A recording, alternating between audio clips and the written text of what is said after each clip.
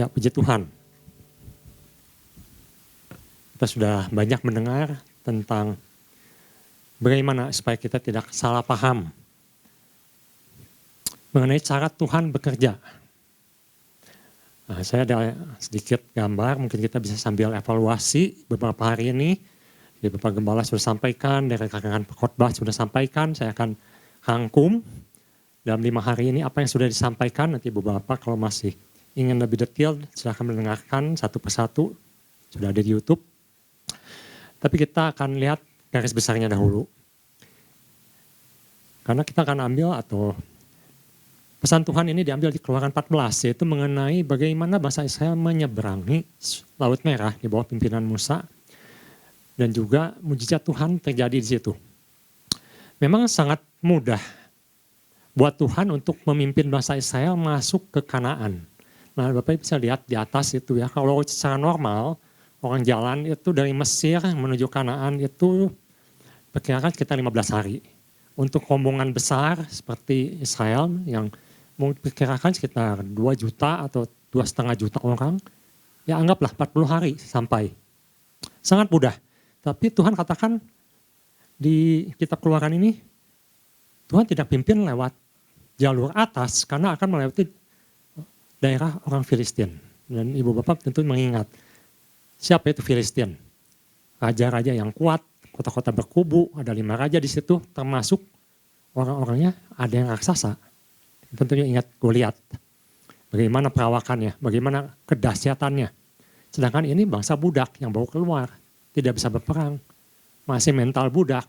Bayangkan kalau lewat sana, anggap 40 hari sampai, mungkin belum masuk pun baru melihat, udah kedar. Jangan-jangan mati di jalan, langsung mati semua. Kenapa? Karena takut. Mereka tidak menyangka kalau di sana baru masuk pun akan menghadapi musuh yang begitu hebat. Karena itu Tuhan pimpin mereka ke bawah. Melewati pegunungan, melewati jalan sempit. Nah, disitulah baru Tuhan proses mereka, yaitu dengan tentara Mesir dahulu. Tentara Mesir mengejar dan mereka sadar bahwa mereka tidak ada jalan keluar. Nanti kita perhatikan yang menarik sini, waktu mereka berjalan ke bawah dan mulai naik ke atas, sebenarnya Tuhan suruh mereka balik. Tuhan suruh mereka balik. Nanti Bapak bisa baca kembali di Keluaran 14, Keluaran 13. Suruh balik lagi dan berkemah di daerah yang dekat Pihahirot itu. Kita sempat bahas beberapa waktu yang lalu. Dan disitulah Tuhan nyatakan mujizatnya. Di mana tidak ada jalan keluar, Tuhan buka jalan.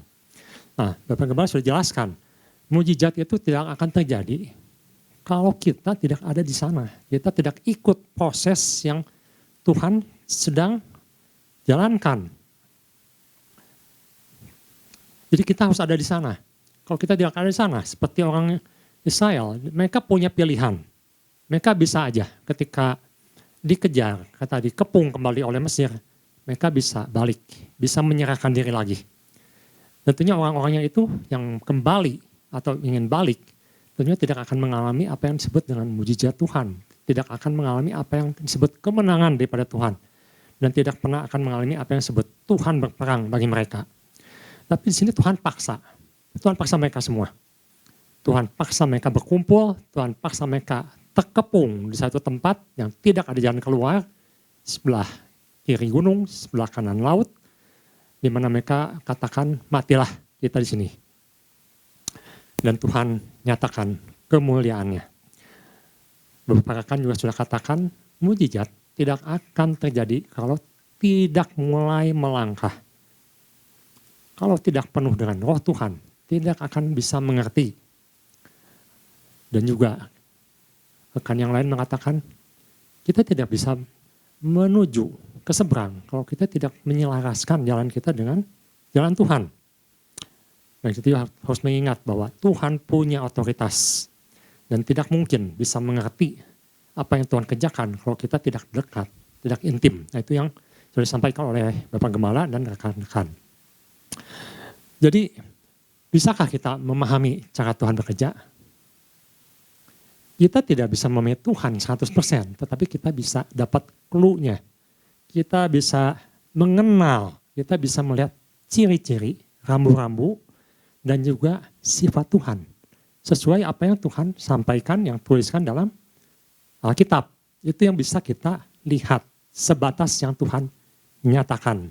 Nah, mari kita pagi hari melihat satu sisi, saya tekankan di sini mengenai prosesnya.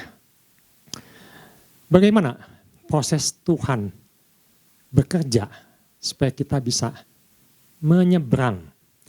Jadi perjalanan bangsa Israel keluar dari Mesir, dari perbudakan itu menggambarkan kehidupan kita. Di mana kita ditebus, dikeluarkan dari perbudakan, tapi harus lewat proses, lewat jalan yang Tuhan pimpin. Di sini juga menyangkut mengenai calling. Apa itu calling? Ketika seorang mengerti mengapa dia dikeluarkan dari kegelapan. Ketika seorang mengerti bahwa dia sekarang punya Kristus. Ada Roh Kudus dalam hidupnya. Dan seorang ini harus mengerti bagaimana respon dan sikap yang harus dia ambil. Yang harus dia lakukan ketika Tuhan panggil dan menjalani proses kehidupan ini. Kita lihat, ketika mereka keluar, di situ mereka menghadapi yang namanya tantangan demi tantangan. Keluar dari Mesir itu satu malam, kita kenal dengan istilah Paskah. Hanya satu malam keluar. Tetapi dalam perjalanannya menuju Kanaan, menuju yang apa yang Tuhan janjikan, itu butuh waktu, itu butuh ujian. Itu ada masalah, ada tantangan. Kehidupan kita seperti itu. Coba Ibu Bapak perhatikan. Tantangan demi tantangan. Begitu keluar, terkepung, itu tantangan. Begitu lewat, masuk ke daerah Marah. Di situ ada air, tapi nggak bisa diminum. Itu masalah lagi. Lanjut ke bawah, diserang Amalek. Jadi tantangan demi tantangan itu tidak selesai. Bahkan sampai, kalau Ibu Bapak perhatikan, ketika mereka mulai memutar dan naik kembali ke atas, sampailah mereka di Kades Barnea, di mana di situ Yosua mengirim 12 mata-mata, di situ ada tantangan lagi. Diperkirakan kalau kita teliti di Alkitab, dari Mesir sampai Kades itu sekitar 2 tahun. Jadi prosesnya 2 tahun sampai Kades. Apakah 2 tahun sudah cukup memproses mereka? Ya kita tahu. Dari 12 orang, cuma 2 orang yang punya iman. Cuma 2 orang yang percaya. Sisanya mereka katakan tidak mungkin kita bisa masuk Kanaan. Kita pasti kalah. Kita pasti mati, kita pasti habis. 2 tahun. Masih belum cukup. Tuhan tambah 40 tahun. Apa yang bisa kita pelajari di sini? Nah, kita lihat dari Keluaran pasal 14 ayat ke-20. Cara Tuhan bekerja itu bukan keinginan kita.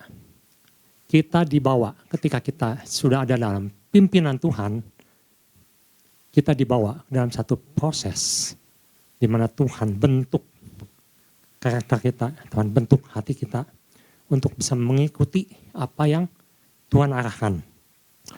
Tetapi sewaktu Tuhan memimpin, kita bisa mendapatkan satu kualitas di mana Tuhan itu bukan seperti gembala yang jahat, yang membiarkan domba-dombanya tercerai-berai, tapi Tuhan itu ada seorang gembala yang baik. Kita akan melihat bahwa Tuhan ini adalah gembala yang luar biasa. Keluaran 14 ayat 20. Nah, kalau Ibu Bapak saya bacakan dalam bahasa Indonesianya dulu, terjemahan barunya. Demikianlah tiang itu berdiri di antara tentara orang Mesir dan tentara orang Israel. Dan oleh karena awan itu menimbulkan kegelapan, maka malam itu lewat. Sehingga yang satu tidak dapat mendekati yang lain semalam-malaman itu. Bahasa Indonesia atau terjemahan barunya menuliskan demikian. Tapi kalau Ibu Bapak bisa ditampilkan slide-nya yang kedua. Lihat terjemahan lain, di situ ada sesuatu yang luar biasa. Yang slide yang tadi. Di sini saya ambil ada 2 terjemahan, satu terjemahan ayat yang hidup, yang kedua terjemahan dari terjemahan lain, yang satu lagi, yang tadi ada ayatnya. Nah, Ibu Bapak bisa pelajari dari terjemahan lainnya, di situ akan sangat jelas apa yang terjadi saat itu ketika pasukan Mesir mengejar dan mereka sudah sangat-sangat dekat dan mereka terkepung di situ. Terus saya bacakan aja ya. Jadi dalam terjemahan lain, misalnya dalam terjemahan King James, kalau bisa ditampilkan lebih bagus, saya akan bacakan. And it came between the camp of the Egyptians and the camp of Israel, and it was a cloud and darkness to them. Ada kegelapan dan awan yang begitu pekat menutupi mereka. Siapa itu? Menutupi orang Mesir. Tapi dilanjutkan. But it gave light by night to this, so that the one came not near the other all the night. Tetapi di pihak lain, di pihak orang Israel ada terang. Dengan kata lain, tiang awan, kalau Ibu baca ayat sebelumnya, tiang awan itu yang biasanya pada siang hari itu mundur menutupi tentara Mesir. Sehingga mereka tidak bisa bergerak. Kenapa? Gelap, berkabut. Tidak bisa memandang ke depan. Mereka hanya bisa diam pada malam itu. Diam di situ. Tetapi tiang api yang memberikan kehangatan, yang memberikan terang, itu ada di pihak Israel. Dengan kata lain, orang Israel tidak diam dalam kegelapan, walaupun saat itu sedang didekati dan sudah akan terkepung. Tapi tiang api itu menerangi perkemahan mereka. Di ayat yang hidup kita lihat akan sangat bagus sekali terjemahannya, saya akan bacakan. Dan tiang awan itu datang di antara pasukan orang Mesir dan pasukan orang Israel. Sepanjang malam, awan itu membawa kegelapan di sisi yang satu dan terang di sisi yang lainnya. Sehingga tidak ada satupun yang dapat saling mendekati. Dengan kata lain, pasukan Mesir diam dalam kegelapan. Tetapi bangsa Israel diterangi oleh terang Tuhan. Apa yang bisa didapatkan di sini? Kita memang sering salah paham pada Tuhan, tapi lihat cara kerja Tuhan. Ketika kita mau ikut proses, kita ada dalam proses. Yang pertama, Tuhan adakan pembedaan. Ayat 19 mengatakan, malaikat Tuhan menjaga. Saya akan bacakan. Kemudian bergeraklah malaikat Allah yang tadinya berjalan di depan tentara Israel, lalu berjalan di belakang mereka, dan tiang awan itu bergerak di depan mereka, lalu berdiri di belakang mereka. Malaikat Tuhan menjaga umat Israel. Apakah ini mungkin? Tuhan lakukan seperti itu. Itu waktu kita mengalami masalah, waktu kita melihat musuh, keadaan mendekati, kita tidak punya jalan keluar. Tapi waktu kita mau dituntun, mau ikut, kita lihat ada pembedaan. Dan ini pernah dilakukan juga oleh Tuhan ketika menurunkan tulah ke Mesir. Waktu itu ada kegelapan yang sangat pekat di Mesir. Sampai orang bisa merasakan kepekatan kegelapan itu dikatakan di dalam Alkitab. Tetapi dikatakan di Goshen, orang Israel, terang benderang. Kok bisa begitu? Karena Tuhan tidak sembarangan melakukan mujizatnya, karyanya, pimpinannya untuk orang percaya. Di sini kita bisa pegang sesuatu. Kalau kita mau ikut panggilan Tuhan, rencana Tuhan, yang pertama kita lihat ada pembedaan. Tuhan lakukan pembedaan. Mengapa pembedaan ini harus lewat masalah, lewat kesulitan? Baru-baru ini saya lihat ada satu survei, mudah-mudahan cukup akurat, tetapi kelihatannya ada suatu pergerakan yang luar biasa sekarang ini. Di semua bangsa-bangsa, kita tahu di China, dikatakan China ini sekarang memiliki orang percaya atau orang Kristen terbesar di dunia. Jutaan orang bertobat dan mereka menjadi pengikut Kristus. Memang ada yang mengatakan kan mereka jumlahnya juga miliaran, betul. Tapi dikatakan sekarang tuh pengikut Kristus di dunia terbanyak itu ada di China. Kok bisa? Dalam keadaan apa? Ditekan oleh pemerintah. Mereka tidak sebebas kita beribadah. Bahkan dia kesaksian orang, bahkan mereka dipenjarakan, disiksa untuk dapatkan satu ayat firman Tuhan begitu berharga. Mereka tulis dalam satu kertas lembar yang kecil, satu ayat Alkitab digulung, diselipkan dalam makanan, lalu ketika mereka menerima, mereka baca dan dihafalkan, lalu ditelan sisanya. Mereka hidup seperti itu dan apa yang luar biasa? Mereka mengingat firman Tuhan dengan detail. Waktu kesulitan, waktu tidak ada jalan, mereka bisa hafal firman Tuhan. Firman Tuhan jadi hidup. Sedangkan kita, wah kita dapat Alkitab, kita bebas. Mungkin kita tidak membacanya. Beda sekali. Kadang-kadang Tuhan pakai keadaan supaya orang mendekat kepada Dia. Supaya orang mau mendengar firman Tuhan, mau baca firman Tuhan. Di Persia melakukan hal yang sama dalam tekanan. Mereka dalam tekanan yang luar biasa. Ya saya baca, saya lihat banyak sekarang yang bertobat. Mereka begitu rindu. Mereka katakan Tuhan yang biasa mereka sembah tidak mereka kenal. Berbeda dengan Tuhan yang orang Kristen. Begitu akrab, begitu dekat, begitu peduli. Itu tidak mereka dapatkan. Jadi kita lihat Tuhan pakai masalah untuk menyatakan kemuliaan Tuhan. Tapi Tuhan lakukan pembedaan. Yang kedua kita lihat di pasal 14 ayat ke-25. Di sini katakan, ia membuat roda keretanya berjalan miring dan maju dengan berat sehingga orang Mesir berkata, marilah kita lari meninggalkan orang Israel sebab Tuhanlah yang berperang untuk mereka melawan Mesir. Ketika saya membaca ayat ini, wow, luar biasa. Semalam-malaman Tuhan bikin laut terbelah, kering, dan mereka semalam-malaman itu juga harus mulai bergerak. Bayangkan, malam-malam bergerak, tapi Tuhan kasih penerang. Tiang api, mereka bisa melihat di kegelapan, bisa melewati laut. Dan ingat di situ adalah laut yang penuh dengan ganggang merah. Artinya banyak hambatan, tidak mudah lewat situ. Ada batu-batuan, ada penghalang, ada karang. Nggak mudah, diperkirakan kedalamannya sekitar 150-200 meter.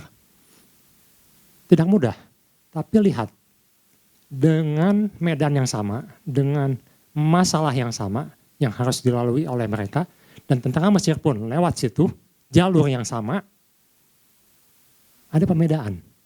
Yang satu bisa lewat. Nah, Ibu Bapak bisa bayangkan, waktu mereka keluar di Mesir, mereka itu bawa ternak, bawa bekal, bawa harta yang diberi oleh Mesir, berat. Mungkin mereka bawa gerobak juga. Tapi kok semalaman mereka bisa lewat dengan baik. Berbeda dengan orang Mesir. Orang Mesir ini keretanya kereta perang. Peralatannya canggih. Mobil tempur yang termodern mungkin saat ini. 4-wheel drive, anti-slip. Dan dikatakan yang mengajarnya bukan orang biasa. Perwira-perwira yang terlatih. 600 kereta terbaik. Tambah pasukan. Dan mereka tersandung. Rodanya banyak yang patah. Mereka gagal dalam mengejar. Kok bisa? Medan yang sama, keadaan yang sama-sama dilalui. Yang satu bisa lewat, yang satu gagal. Padahal yang satu tidak punya apa-apa, fasilitasnya terbatas, keadaannya terbatas, kemampuannya terbatas. Yang satu super lengkap, super modern, super hebat, tapi gagal. Di situ kita bisa melihat bahwa Tuhan lakukan pembedaan. Ada satu catatan sejarah, Ibu Bapak bisa cek kembali. Jerman tahun 1941 itu kalah perang dunia pertama. Dan mereka semenjak itu dipimpin Hitler dan bangkit. Dengan peralatan modern, peralatan yang hebat, alat tempur canggih, terkenal dengan tank bajanya. Senapan-senapannya sampai sekarang. Ibu Bapak bisa cek senjata mereka. Dan diceritakan, mereka mulai ekspansi ke Eropa. Dan setelah mereka ke Eropa, mereka mulai mengasih ke Rusia, ke atas. Dan dilakukannya salah satu operasi yang disebut dengan Operasi Barbarossa tahun 41. Mereka menyerang ke atas, dan sebagai perbandingan, tentara Nazi itu, tentara Jerman itu sangat kuat, sangat disiplin, sangat hebat dibandingkan dengan tentara Rusia. Mereka daya tempurnya jauh lebih rendah. Tapi apa yang terjadi ketika operasi itu dijalankan? Turunlah salju yang sangat lebat. Saya tidak mengatakan ini seperti orang lain, tidak. Tapi kita bisa lihat, ada sesuatu situasi di mana Tuhan bisa bekerja, Tuhan bisa lakukan di luar nalar kita, di luar rencana kita, di luar pandangan kita. Apa yang terjadi ketika hujan salju turun begitu lebat, tank tidak bisa berjalan, macet, senjata macet, senjata yang terbaik pun macet. Akhirnya mereka tidak bisa melanjutkan, mereka mundur. Tidak bisa melanjutkan peperangan dan tidak bisa menginvasi Rusia. Lalu mereka coba kembali, tahun 42 sampai 43, disebut dengan pertempuran Stalingrad. Apa yang terjadi? Terulang kembali. Tentunya kalau kita melakukan peperangan sudah dianalisa, waktu yang terbaik kapan akan menyerang, cuaca yang terbaik. Saat itu terjadi lagi hujan salju yang sangat lebat dan terjadi kembali. Alat tempur mereka macet semua dan akhirnya mereka gagal dalam menginvasi Rusia. Bapak bisa bayangkan kalau mereka berhasil, maka seluruh daratan Eropa, Rusia itu habis. Habis, mereka dikuasai oleh Jerman. Tapi Tuhan tidak izinkan, artinya apa? Tuhan punya rencana. Tidak bisa, sehebat apapun manusia, sekuat apapun, semulus apapun rencananya, sehebat apapun. Kalau Tuhan tidak berkenan, tidak akan berjalan. Dan itu Tuhan buktikan kepada tentara Mesir, sehebat tentaranya, sehebat senjatanya, sehebat keretanya, rusak di jalan. Jadi saya tidak bisa bayangkan bagaimana kereta yang begitu hebat didesain untuk perang bisa hancur, rodanya bisa patah di situ. Mungkin tidak masuk akal, tapi itu kenyataannya. Tuhan membuat medan. Yang kedua, Tuhan buat perlindungan. Tadi kita sempat melihat ada tiang awan, tiang api. Saya sempat cek di daerah sana, daerah Sinai, karena mereka akan menuju ke Sinai, daerah di bawah situ, itu ada daerah yang cukup tandus. Kalau Ibu Bapak perhatikan di situ jarang ada penduduk. Nanti begitu lewat, naik itu ada daerah Midian, daerah di mana Musa lari di situ, dan tempat tinggal orang Midian, juga ada daerah di atas Moab, Amon, dan mulailah ke Kanaan itu penduduknya padat. Tetapi di daerah yang bawah itu, yang masih daerah Mesir, itu tidak ada penduduknya. Jarang sekali orang tinggal di sana, daerah tandus. Dan dikatakan biasanya orang hanya lewat untuk berdagang. Jadi mereka lewat utara, jarang sekali lewat ke selatan. Dan suhu di situ katanya, saya cek, waktu siang itu di atas 35 derajat. Mungkin yang sempat merasakan 33 derajat atau di Bandung ini 31 aja udah gerahnya luar biasa. Jakarta mungkin bisa 32, 33. Ada teman katanya di daerah dekat Serang gitu sempat sampai 34 dan itu katanya nggak tahan panasnya. Ini di atas 35, bisa bayangkan. Di atas 35 di daerah Gurun. Bisa bayangkan bagaimana bisa bertahan lewat di situ berhari-hari, berminggu-minggu melakukan perjalanan bertahun-tahun. Tidak mungkin. Tapi Tuhan sediakan tiang awan. Mungkin kalau kita dengar tiang awan, sepertinya kita bayangkan awan biasa. Tapi awan itu apa? Awan itu terbentuk dari uap air. Dengan kata lain, Tuhan berikan kelembaban di situ. Sehingga orang bisa bertahan dan bisa merasa nyaman, teduh. Bayangkan di daerah gurun tanpa awan, itu namanya bunuh diri. Walaupun kita punya tenda, kita tidak mungkin diam di dalam tenda seumur hidup. Tuhan berikan perlindungan, ada awan. Dan yang luar biasa, di waktu malam, di situ tercatat suhunya itu bisa sekitar 18 sampai 20, bahkan di bawah 18. Nah untuk perbandingan, ruang ibadah kita ini biasa di setel 21 ya, kurang lebih, saya suka lihat 21. 21 derajat, nah Ibu Bapak bisa rasakan dinginnya seperti apa. Ini 18 dan bisa lebih bawah dari 18. Suatu suhu yang sangat ekstrim. Bayangkan dari 35 ke atas, malam, menuju malam, turun ke 18. Kayak diyoyo suhunya. Orang biasa, tanpa ketahanan tubuh yang baik, mungkin sudah jatuh sakit. Tapi yang luar biasa, di tengah kedinginan Tuhan berikan tiang api. Tiang yang menghangatkan. Bahkan dikatakan mereka bisa berjalan di malam hari. Itu saya baca, saya perhatikan ada tiang awan, tiang api. Apakah kita masih meragukan Tuhan kita?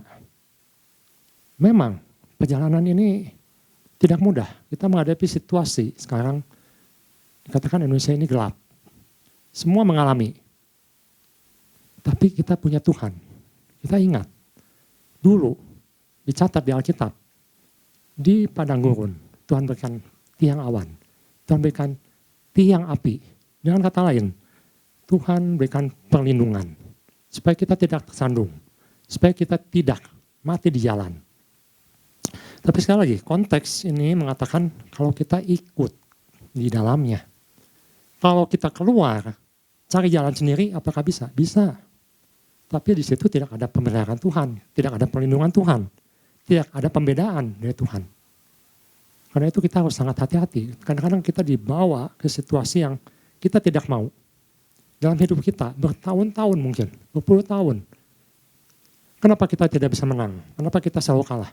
Karena ketika banyak tantangan di situ, ada titik-titik tantangan, kita responnya seperti orang Israel, mengeluh, menyalahkan Tuhan, berontak. Itu yang kita lakukan, sehingga Tuhan bawa lebih panjang lagi jalannya. Sampai kita mengerti, sampai kita menerima, sampai kita mau dipimpin. Itu yang kedua. Yang ketiga, ada pemeliharaan Tuhan. Di Ulangan pasal 29 ayat 5, kita bisa belajar sesuatu. Tuhan bawa ke padang gurun, tetapi di padang gurun ini Tuhan sediakan. Walaupun mungkin tidak seperti yang kita inginkan. Orang Israel inginnya makan daging, bawang bombay, bawang prei. Tapi di sini kita lihat di Ulangan 29 ayat 5, Tuhan berikan mana. Dan yang luar biasa, di sini dikatakan 40 tahun namanya aku memimpin kamu berjalan melalui padang gurun, seperti yang kita sudah bayangkan situasinya. Pakaianmu tidak menjadi rusak. Ibu bapak mau beli di mana pakaian di padang gurun? Di situ orangnya pun jarang, yang lewat pun jarang. Dan kasutmu pun tidak menjadi rusak di kakimu. Pakaian, sepatu tidak rusak. Ya mungkin bisa diganti maksudnya, tetapi ada. Pakaian ada, sepatu ada. Bagaimana bisa berjalan di gurun dengan suhu begitu tinggi, begitu panas? Kalau tidak punya sepatu, tidak mungkin. Tapi Tuhan sediakan. Dan Tuhan bisa pakai. Kita bisa pakai. Orang Israel bisa pakai. Tanpa rusak. Waktu malam, pakaian ada. Cukup untuk menghangatkan. Kadang-kadang kita tidak mau dipimpin Tuhan. Tidak mau lewat proses. Tapi waktu kita mau ikut proses, Tuhan sediakan. Semua yang diperlukan. Makanan, mana ada. Walaupun tidak bisa makan daging. Cukup. Bahkan, makan mana 40 tahun. Bisa bertahan itu gizinya tentunya luar biasa dibandingkan makanan lain. Kadang-kadang kita pengen daging. Pengen makanan yang mewah. Pengen makanan yang enak. Tuhan kasih makanan yang biasa, yang ajaib. Tapi mereka sehat. Mereka kuat. Bukan orang sekarang carinya ingin sehat. Makanan dari Tuhan ada yang terbaik. Yang kita belum pernah rasakan. Seperti apa mana itu. Tapi waktu mereka makan mana, mereka kuat. Mereka sehat. Ada pemeliharaan Tuhan. Situasi ekonomi mungkin sulit. Kita tidak bisa bayangkan apa yang akan terjadi di hari-hari ke depan. Tapi kalau Tuhan pimpin, bukan Tuhan nyatakan di Alkitab, Tuhan akan cukupkan, Tuhan akan pelihara, kita bisa pakai, kita bisa makan, kita bisa cukup, ada kehangatan, tidak kedinginan. Itu yang Tuhan berikan. Mengapa kita selama ini harus memaksakan kehendak kita, keinginan kita, dengan pemikiran kita yang sangat terbatas ini, untuk mengatur Tuhan. Sedangkan kita ke depan pun kita tidak tahu ada apa di sana. Tapi yang jelas, ada janji Tuhan. Ada janji Tuhan, dan itu nyatakan dalam firman Tuhan. Ada janji Tuhan, ada penyataan Tuhan. Kita lihat di Matius pasal 28 ayat 20. Di situ dikatakan, aku akan menyertai kamu senantiasa sampai kepada akhir zaman. Jelas sekali di sini. Immanuel. Aku menyertai. Kalau Tuhan menyertai, mengapa kita harus takut? Tapi sayangnya, kita orang percaya suka memotong-motong ayat. Ayat terakhir dibacakan, ayat sebelumnya tidak dilakukan. Ayat sebelumnya ayat 19 mengatakan, baptislah, muridkanlah Sampaikan Injil ke seluruh dunia, ke seluruh bumi. Dalam nama Anak, Bapa dan Roh Kudus. Ini kan tujuan Tuhan. Tuhan suruh kita membawa bangsa-bangsa untuk bertobat, mengenal Tuhan. Baru Tuhan katakan, aku akan menyertai engkau. Sayang, kita sering memotong. Kita katakan Tuhan akan menyertaiku, aku akan jalan. Tapi yang atas tidak dilakukan. Sama dengan orang Israel yang mengatakan, Tuhan akan berikan kita kemenangan. Tapi tidak mau berjalan dengan Tuhan. Tidak mau proses dari Tuhan. Pilih-pilih masalah, pilih-pilih lokasi. Keinginan sendiri. Jadi kita perlu mengerti bahwa tujuan Tuhan, seperti yang rekan pengkhotbah sudah katakan, kalau selaras, sejalan dengan apa yang Tuhan pimpin, Tuhan pasti menyertai. Nah, kira-kira itu yang bisa saya bagikan. Supaya kita tidak salah paham, kita bisa melihat bahwa begitu luar biasa Tuhan memimpin kita. Ketika kita mau ikut di dalamnya, mau ikut proses yang Tuhan berikan, ada pembedaan dari Tuhan, ada perlindungan dari Tuhan, ada pemeliharaan dari Tuhan. Dan biarlah hal ini bisa menguatkan kita untuk terus berjalan ke wilayah yang Tuhan tentukan, yang kita belum tahu, tapi yang pasti Tuhan ada di tengah kita. Tuhan Yesus memberkati.